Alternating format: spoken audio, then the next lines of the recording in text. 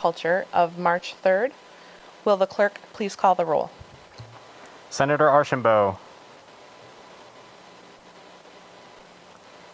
Senator Coyne. Senator DeMario. Here. Senator Coleman. Here. Senator Miller.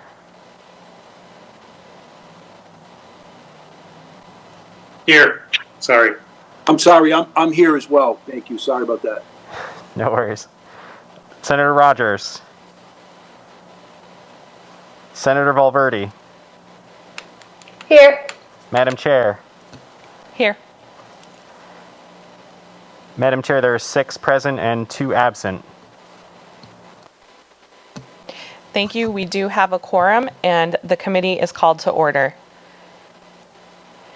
And just for the record, our minority member is not present. However, we did contact the minority office, and they have instructed us to proceed with tonight's hearing.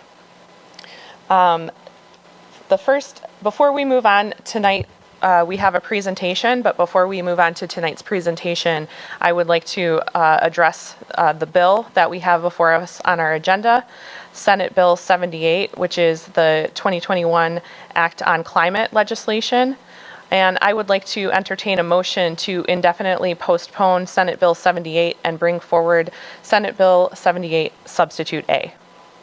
Do I have a motion? Second.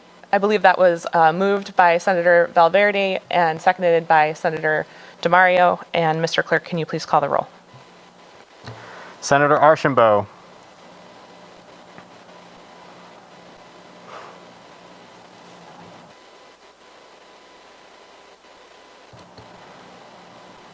Yes.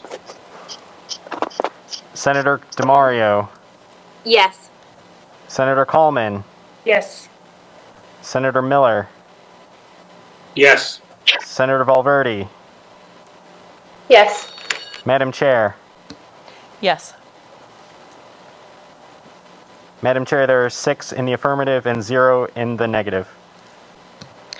Thank you. I will endeavor to explain the changes in the Substitute A. But first, I just wanted to say I've been working on this legislation in some form or format for about 3 years at this point.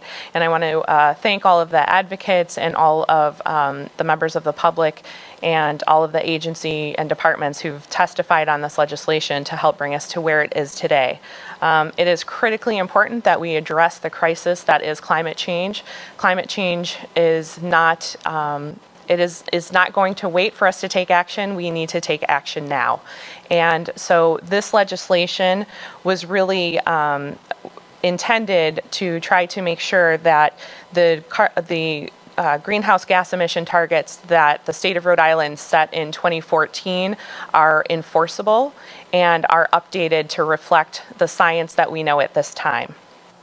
And this bill is also intended to bring transparency into the process and also to create plans so that the state has a unified plan to move forward to address the crisis that is affecting our state and impacts the entire globe. So many people testified at the committee and hundreds sent in written testimony. After the committee hearing on this bill, we spoke with the DEM, the Attorney General, advocates, and members of the public to try to get a sense of any concerns that were remaining on the bill. And all of those concerns were considered while we drafted the Substitute A.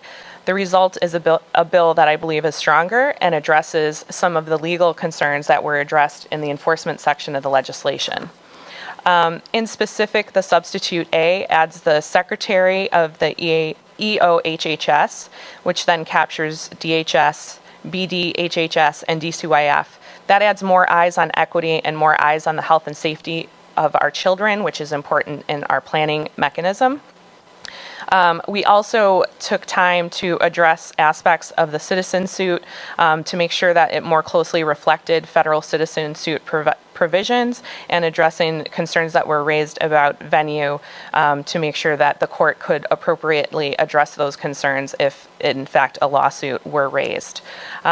We also made sure that we updated the planning date so that instead of having a planning date, the first marker date for the plan had been 2025. We recognized that was too late, and we instead created an interim plan date for 2022, requiring the state to update our greenhouse gas emissions plan and making that interim plan also enforceable under the statute.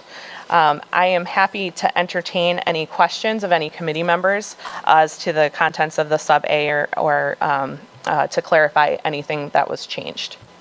Are there any questions? All right. Seeing none, I would entertain a motion to move Senate Bill 78 sub-A to the floor. So moved. I see Senator Archambault is moved and Senator Coleman has seconded. So moved, I'm sorry. With this slideshow down below, the little bar with the buttons isn't showing, so moved. Thank you, Senator Archambault. And we have a motion from Senator Archambault and a second from Senator Coleman. And Mr. Clerk, could you please call the roll? Senator Archambault. Yes. Senator DeMario. Yes. Senator Coleman. Yes. Senator Miller. Yes. Senator Valverde. Yes. Madam Chair. Yes. Madam Chair, there are 6 in the affirmative and 0 in the negative. Thank you. And this bill will be referred to the floor for a vote. Next on our agenda, we have a presentation from ISO New England over an overview regional update.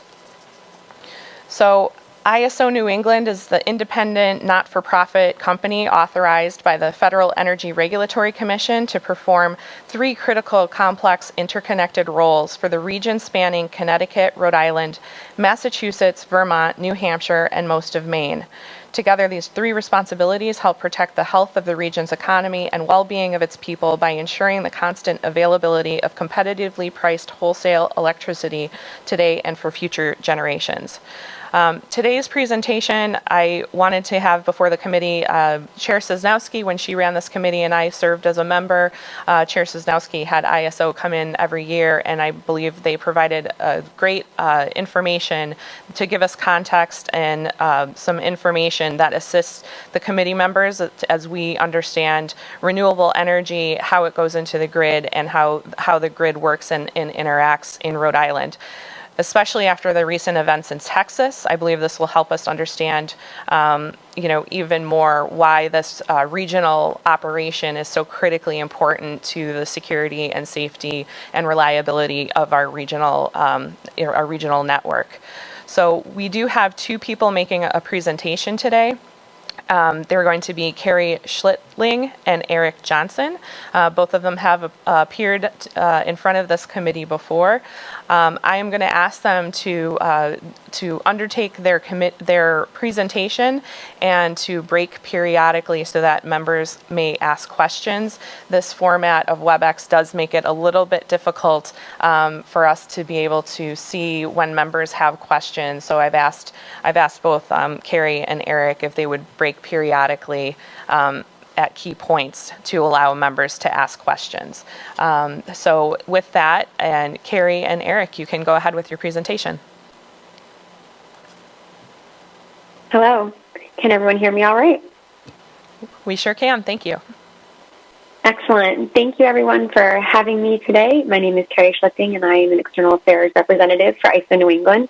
And I'm joined by Eric Johnson, who is the Director of External Affairs. We have about 25 slides we're going to walk through today, and we may move quickly through some, but we'll make sure that a copy is provided to the committee at the end, so you have them for reference. And we're going to talk briefly about who is the ISO and what is our role in New England, what we see from an operational standpoint in the power system in New England, currently and the way it has changed in the last 10 years, and then what we see coming. What does the future look like for the New England region? And we'll get started, and we'll take some breaks as we go through here.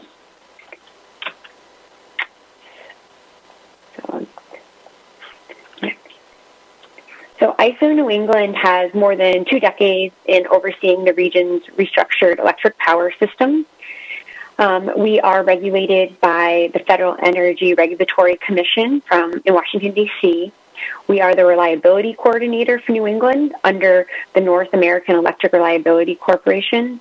And we always would like to make sure everyone is aware that we are independent of companies in the marketplace and neutral in technology. And what that means is that anyone who works at the ISO and our board members have no stake in the companies that participate in the wholesale market system in New England. In New England, the ISO performs 3 critical roles, and those are grid operation, market administration, and power system planning. Grid operation refers to the 24 hours a day, 365 days a year operation of the grid and managing the power flows and keeping the lights on. The market administration is the ISO also runs 3 different markets where electricity is bought and sold on the wholesale power system, and we also design those markets and work with regional stakeholders to update those markets as necessary. And finally, we plan the New England transmission system for the future. We study and analyze and make sure that the transmission system in the region will be sufficient to meet electricity needs in the future. This flowchart gives a brief overview of the different entities that have input and oversight over ISO New England. You can see in the upper left-hand corner, the red boxes are those that provide governance and oversight to the ISO. So that includes FERC, the North American Electric Reliability Corporation, as I mentioned, and the Northeast Power Coordinating Council, as well as the Independent Board of Directors. ISO New England also works with a variety of stakeholders, which are on the right-hand side, through the New England states, which includes policymakers like yourselves, public utility commissions, environmental regulators, and energy boards in all 6 New England states, as well as governor's offices and consumer advocates, attorney generals, and our consumer liaison group. We also work with market participants and stakeholders through what is called NEPOOL, and there's a variety of committees where any changes and updates to the markets and system planning studies are presented.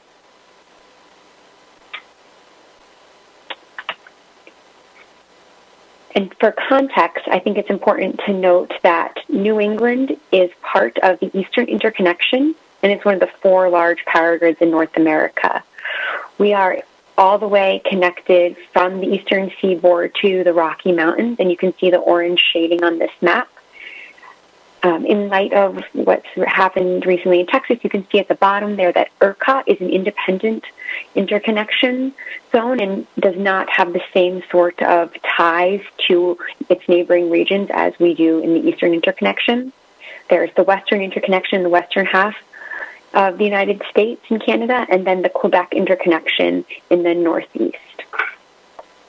And when we think about the Eastern Interconnection, it is important to realize how dependent upon each other these systems in orange are. And in 2003, many of you may remember there was significant blackouts that happened from an issue that originated in the Midwest, Ohio, that cascaded eastward, and we saw power outages up and down the eastern seaboard. In New England, most of the lights remained on except for portions of southwestern Connecticut. But since then, we have seen the rollout of mandatory reliability standards that improve coordination and visibility between the power systems that are part of the Eastern Interconnection. So before I move on, this is a good place to pause and share if there's any questions about who the ISO is or what our main goals are. I'm happy to answer them now. Do any members of the committee have any questions at this point? Okay, seeing none, if you want to continue. Thank you.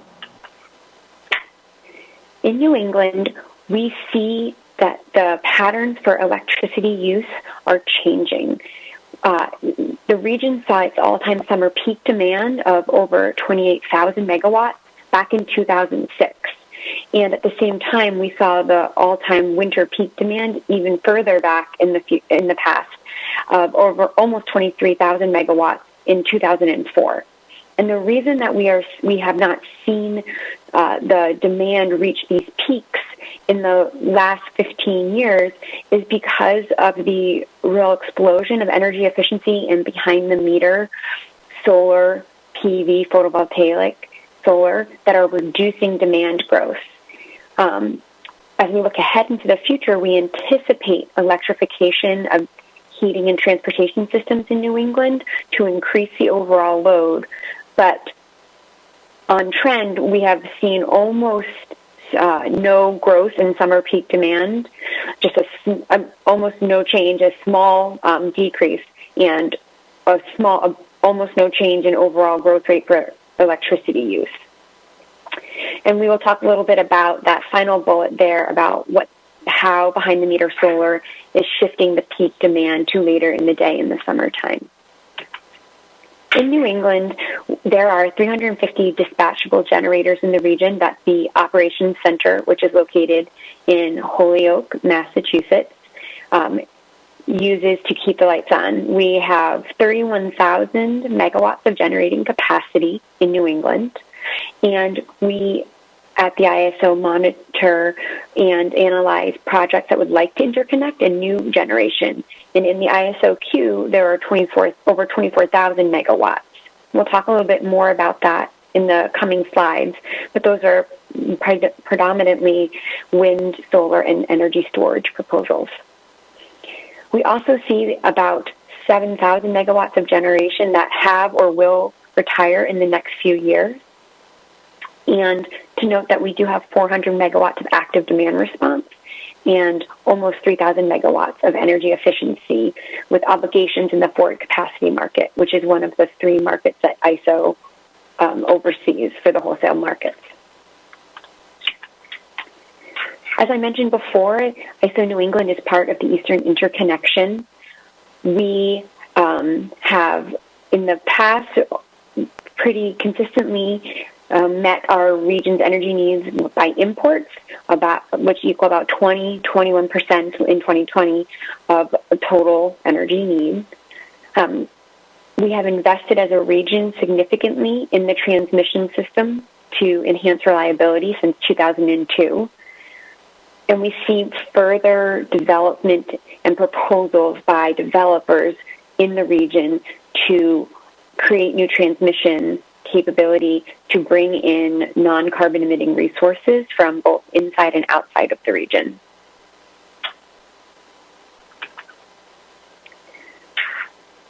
As I mentioned, there are many resources that supply electricity in New England in the wholesale markets. The wholesale markets are comprised of the energy markets, the ancillary markets, and the forward capacity market. In 2020, those markets were $5.7 billion in transactions, and those are split up, as you can see in the chart to the right. So in 2020, about $3 billion was in the energy market, $60 million in the ancillary services market, and $2.7 billion in the capacity market.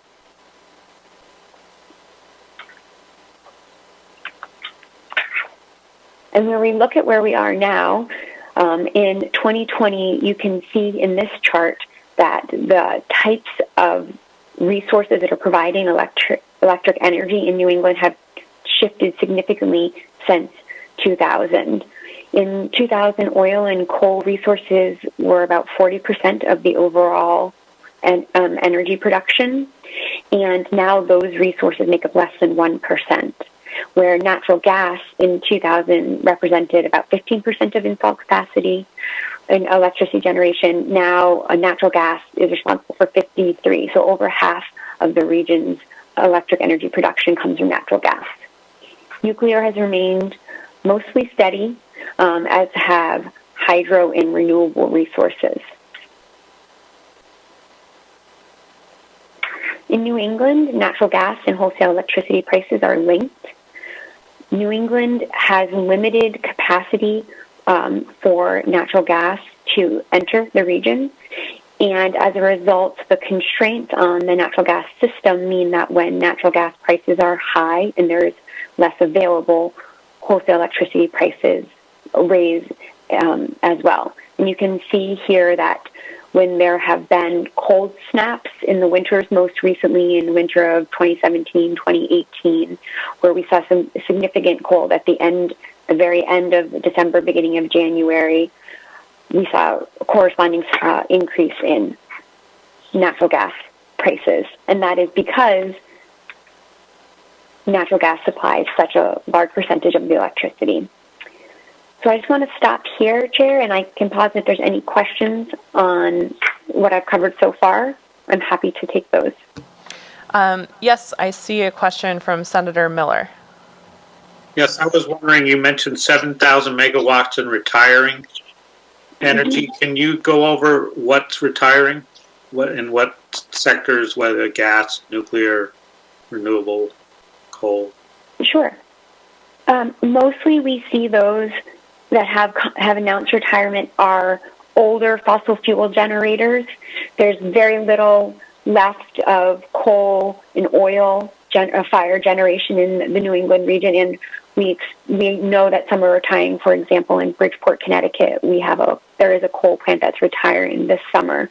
We also have seen retirements of some older natural gas facilities, and most of the retirements are driven by cost competitiveness as the resources are finding it that is not economical to run.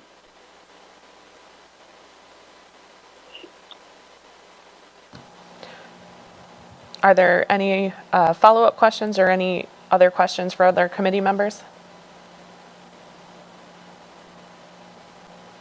I don't see any other. If you want to continue. All right.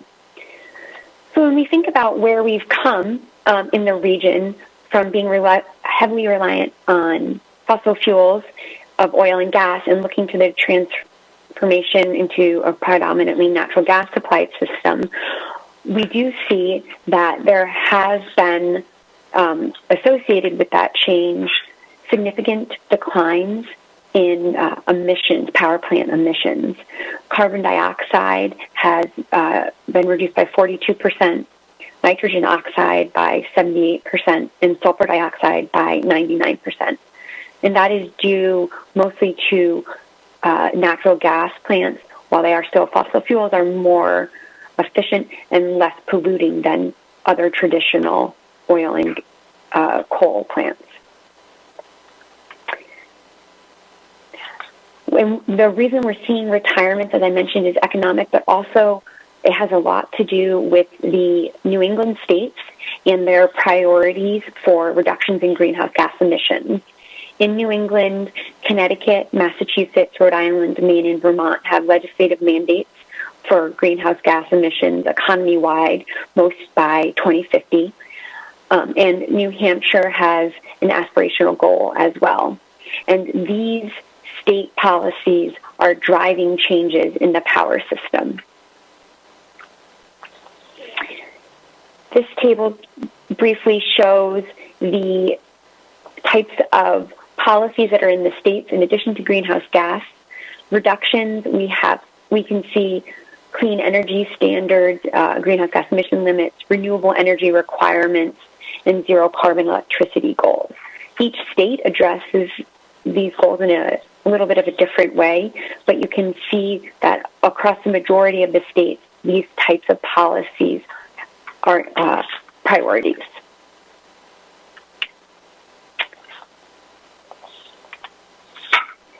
This includes state requirements for renewable portfolio standards for Class 1 or new renewable energy. You can see here the comparison of the RPSs for the New England states. While each state has a bit of a different interpretation for what is an eligible resource, these procurements that are being run to meet these requirements are really driving the new clean energy projects we see.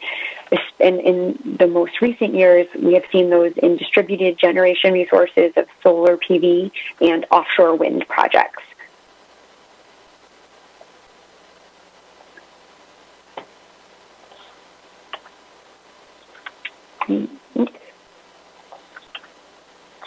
As I mentioned before, we have in New England a queue for all projects that would like to interconnect to the grid.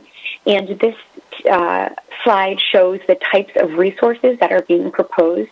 As I mentioned, of the 24,000 megawatts that are proposed, 62% of that is wind, which is both onshore and offshore wind. You can see the breakdown on the right-hand side of the slide. Offshore wind accounts for the majority of these new proposed projects. Solar represents 18%, followed by battery storage, which is 15%, which is a big change. If you look at this chart 3 years ago, batteries represented only a few percentage points.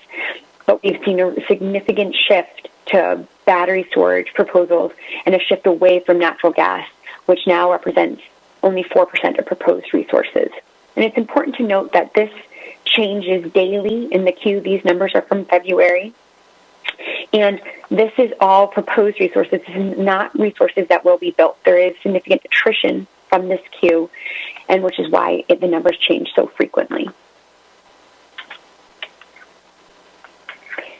And this queue helps inform not only what we see coming, but the breakdown of these new energy resources. ISO also, as part of our system planning, we produce a forecast every year called the CELT that estimates 10 years out changes in resources for energy efficiency and solar. And you can see here the predictions that in the next 10 years, we will see energy efficiency increase to over 5,000 megawatts. In solar, we anticipate to increase to over 10,000 megawatts. And those are significant increases. While the wind chart on the far right is based on the proposed interconnection of 15,000 megawatts. And for the first time last year, ISO produced a forecast for electric vehicles and air source heat pumps, as we acknowledge that the region is looking to transform its electricity system even more by electrification of buildings and home heating, as well as vehicles. Before I move on, I'll pause one more time before the end of the presentation to see if there's any questions on these last few slides. Thank you. I do have a couple follow-up questions, but I see Senator Valverde, I believe, had a question. Senator Valverde? Thank you, Chairwoman. You mentioned that battery storage was a portion of the projects that are in the queue for interconnection. I was wondering if you could kind of describe what a project would look like that includes battery storage. So we're seeing standalone batteries, so standalone energy storage devices that are looking to interconnect on an inverter basis into the system. We have installed in the region 20 megawatts of operational battery generating capacity. And what that means is that type of a resource, when power prices are low, would use energy to charge up to then store the energy to be released when power prices are higher. And the money would be made on the difference of what is paid and to use the energy to store it to then sell at a later date. Thank you. Senator Miller? Yeah, follow up to that. So are they usually large users that are investing in batteries, or are they affiliated with a solar or wind project, or somebody who's actually phasing out but is going into battery storage. Can you give us kind of a little more detail on Senator Valverde's question? Sure. We have both. We have a real variety. So there are standalone energy storage batteries that are looking to interconnect, as well as projects that are paired with solar or with wind. We see all three that come into the system. And your question about, say, a large end user installing a battery, I think was the other option that you are describing. And unless that battery was in front of the meter, if that battery was behind the meter, say, at a residence to charge, you had a battery and you had a solar and you were charging behind the meter, the ISO wouldn't be able to see that type of a project. Only projects that are connected to the wholesale power system that are looking to be dispatchable by the control room are included in the queue.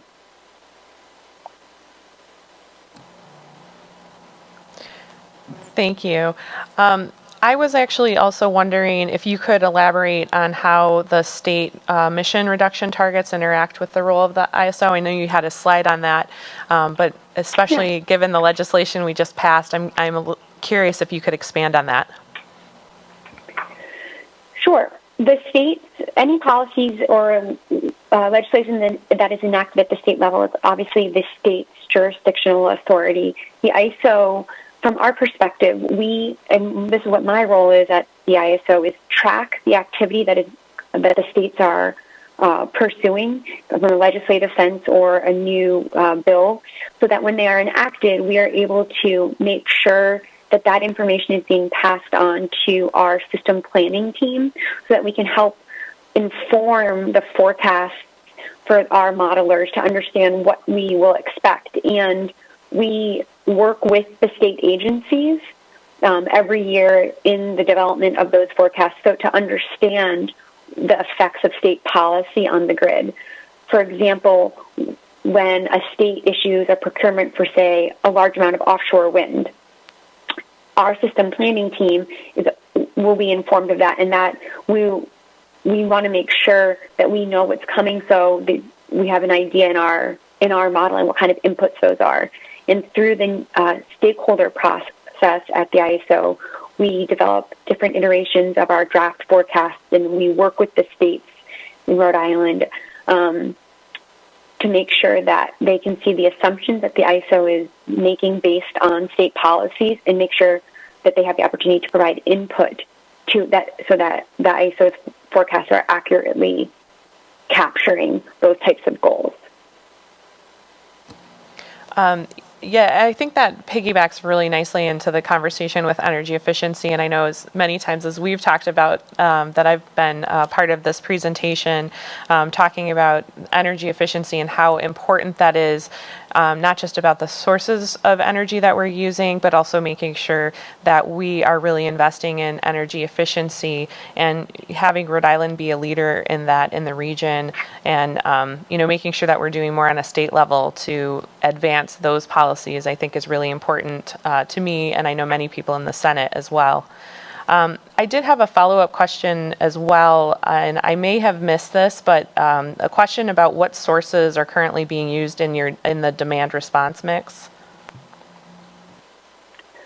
So there's the active demand response and the passive demand response. So participants who are active demand response have agreed to that at the time when the ISO calls upon them to reduce their consumption.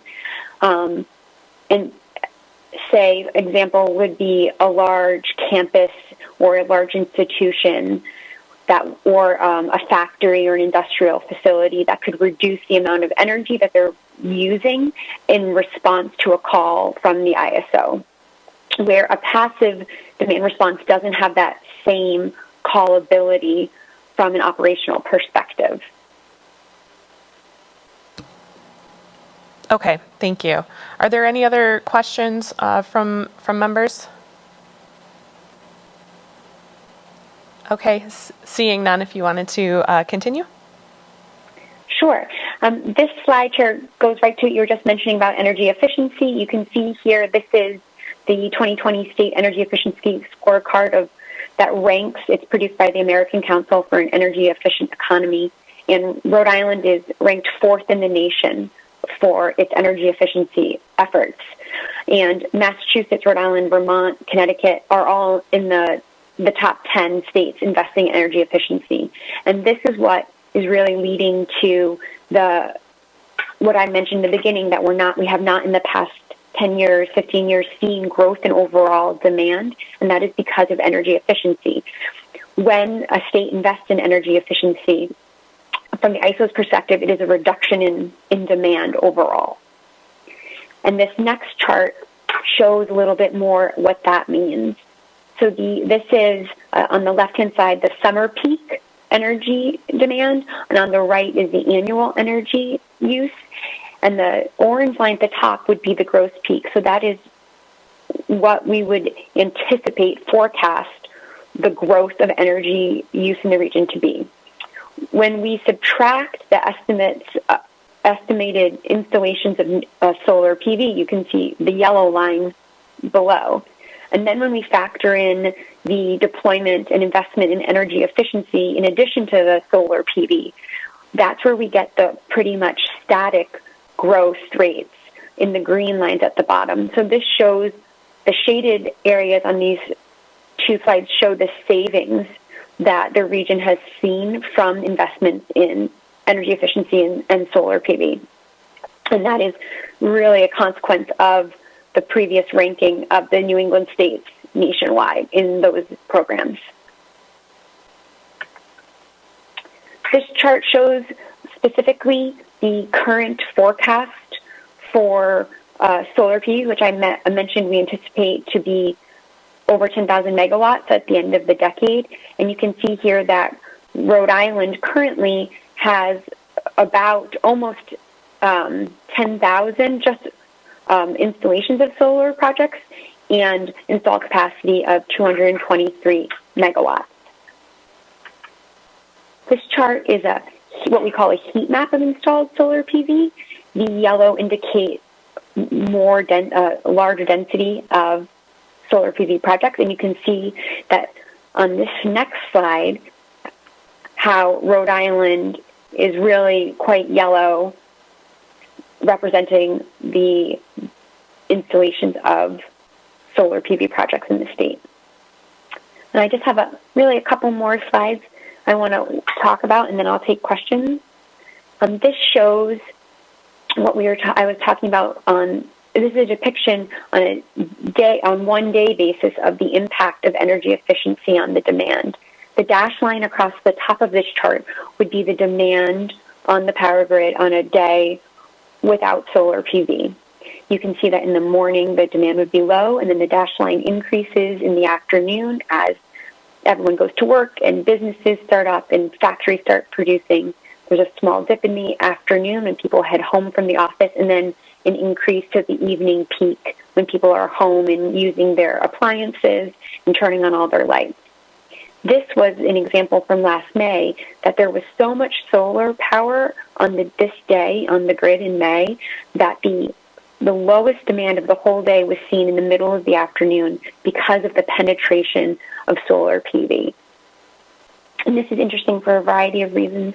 As we see more solar deployed on the system, the profile of the days we expect in New England will continue to change. And it also offers new characteristics of the energy demand profile for the day. And you can see the different way that the operators from 3 p.m. to 8 p.m. have to ramp up power production as the sun disappears and the solar goes offline, and the peak ramps up much more quickly than it has in the past. And then finally, I mentioned this briefly, we see a variety of proposals for developers that are looking to build new transmission lines in the region, mostly to interconnect either offshore wind off the southern coast of New England, hydropower from Canada, or offshore wind in northern Maine. And then I'll skip this quickly so I can just say that every year ISO updates 2 handouts that provide high-level statistics for the New England power grid and the New England state.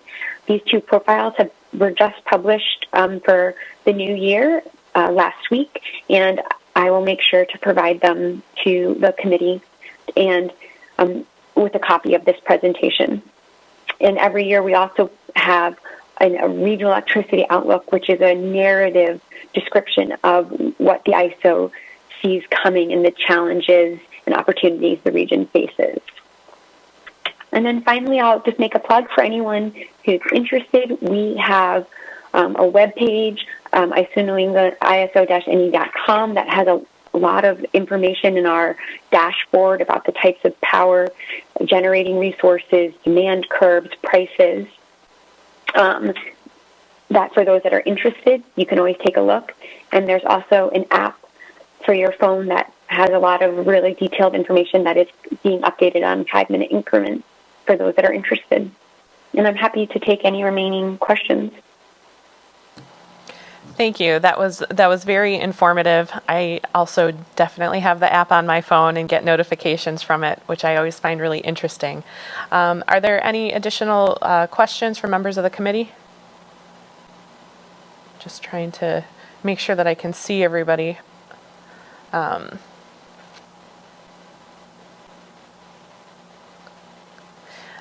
I do have a follow-up question, just generally outside of this presentation, but as far as overall requirements. And I know in October the New England governors released some recommendations about transmission and market design supporting a decarbonized grid. So I'm just curious if you could speak to what ISO is doing to address those comments from the governors. Sure, I'm happy to, and I want to make sure that I give Eric, who's on as well, the chance. Eric, would you like to address this question? Sure, thank you very much. And just checking the audio, can you hear? I can hear you, yes. We can. All right, great. Thank you, Madam Chair, for having us back. It's always great to be in Rhode Island. I can't wait to be in Rhode Island again, though, and see you all in person. The states in New England issued a vision statement back in October, and it had priorities around wholesale market reforms, transmission planning reforms, and then governance reforms. And all 6 states signed on to that vision statement, and that has kicked off a round of conversations between ISO New England and the states, in addition to a series of state-led technical sessions that just wrapped up this month. And the ISO was happy to participate in each of those. So if I just think briefly about the conversation around transmission, for example, the states have asked us to look longer term than our current transmission planning horizon, which currently looks at about 10 years. They've asked us to look at a system in 2050 and what kind of transmission would be needed to integrate the types of resources that the states are driving into the market. And that's happening because of the procurements and the RFPs by states like Rhode Island, Massachusetts, and Connecticut, and recently by the state of Maine. So knowing that there will be a lot of new renewable and clean energy, what kind of transmission will be needed, not only to bring that ashore, but to move it effectively around the grid. So we are starting that study and expect that will take much of this current year. And we will do a check-in with stakeholders through the Planning Advisory Committee. So that will be a public process. And of course, when there are results to share, we're happy to come back and brief the committee and let them know what we have found as a part of that analysis. So that's the transmission planning piece that's underway. On the market side, there's a number of things that are being looked at regionally for what we call future pathways to get to that 2050 system. And the New England states have asked us to look at the concept of a forward clean energy market, or FCEM. And the ISO is also looking at the concept of carbon pricing in the wholesale market. So we've retained a consultant to work with us and help develop that analysis. That will be ongoing through 2021 as well. and that will be presented to stakeholders through one of the NEPOOL stakeholder committee meetings. And finally, we have the future grid reliability study, which is being undertaken by the ISO, that's looking at an interim target, which is the 2040 timeframe, so not looking quite as far as 2050. And that's asking the question, what do we need to operate the system with all of these renewable resources? Do we have the correct capability to ramp up and down as the renewable resources are coming online and going offline based on weather conditions? So there's a lot of analysis underway. Much of that is directly related to the work that the states kicked off with their vision statement. And I expect that the ISO will be fully engaged with Rhode Island and each of the 6 states going forward on that. Thank you. That's very helpful. And yes, we would absolutely love an update when you're able to give us one, and also would love to stay informed and involved with the conversations as they move forward. I know many people on this committee have energy bills in, and this is definitely a topic of interest to this entire committee. So I appreciate that. I appreciate that update and that information. Are there any other? Go ahead, Mr. Johnson. I just wanted to say that in addition to opportunities to meet with you like this, we work very closely with the Office of Energy Resources, Commissioner Uchi, and his staff are very involved in the regional discussions, helping share data from the Rhode Island system, and we're happy to brief with those folks regularly. And we also work very closely with the PUC, and they are part of not only the discussions in the region, but they're part of the New England Conference of Public Utilities Commissioners, where there's a lot of regional engagement with the ISO. So rest assured, your colleagues there in Rhode Island are very, very much plugged into the regional conversation. Thank you. Are there additional questions or comments from committee members? Okay, I don't see any. Did you, Mr. Johnson or Ms. Schlitzling, did you have any additional comments you wanted to share with us before we closed? Okay.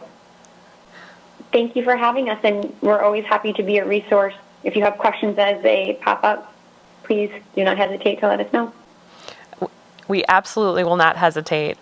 We appreciate your time and all the information you shared with the committee. We look forward to getting the follow-up materials, and we'll follow up if we have any additional questions. And with that, that is all the business that we have in front of our committee tonight. And so I would entertain a motion to adjourn. So moved. Sorry. Second. Senator DeMario moved for us to adjourn. All those in favor? Aye. We are now Aye. adjourned.